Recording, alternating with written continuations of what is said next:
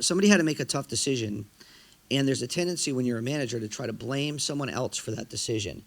And what I would tell you, and this is probably the most important thing I'll say here, is you are destroying your own credibility and respect, right? Because what are you communicating?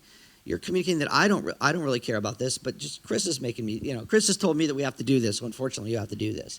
You're making yourself a cog in the wheel, a victim of the situation.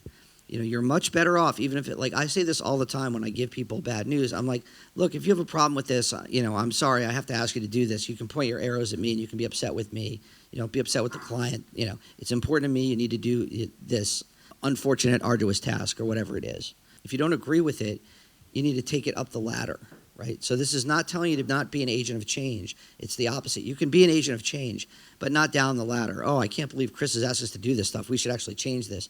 But you're talking to somebody who can't really change it. You should go talk to Chris, right? If you have a problem with what you're doing, you at least get in, and she may say, I'm overriding you, we have to do it anyway, but at least you get the why. And that's another thing in management. I would say you always owe someone the why of what you're doing, right? You don't owe them the answer they want, but you owe them the explanation as to why the corporation's policies are this, or why your boss, or why the company's position is this, or why your position, or whatever your position is.